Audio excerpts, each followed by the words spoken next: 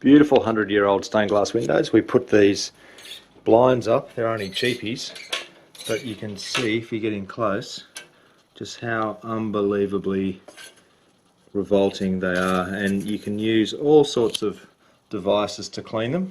So this is one way. You can basically get just a bog standard kitchen washcloth, obviously, and try and run it down the blades of the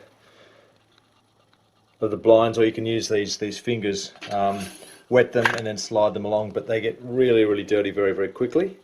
And you always get areas around here where you just can't clean. So I thought, why not see if I can use my gurney, my pressure cleaner, take them off, put them on the backyard in the grass, and give them an absolute blast with the pressure cleaner. They're thin aluminium, so they shouldn't get damaged. So all I've done is twist the adjuster pole so that they're all sort of facing in the normal blinded light-proof position.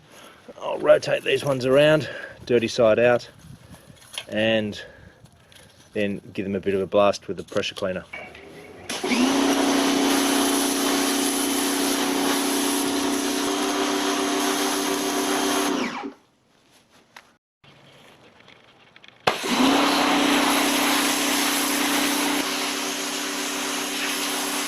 So the last step, I've just given them a very light sort of a dusting spray, and I actually use the pressure cleaner but with the mains power turned off, so just the pressure of the water going through. Just holding them up on a clothesline, and I'm just going to let them dry for a couple of hours in the sun.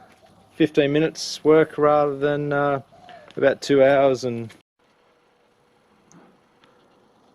so they've been in the sun for probably 2 hours, and I'm really happy with the results. There are a couple of little nick marks there, but generally they are absolutely spotless, and that was so much faster than using those silly little finger wipes.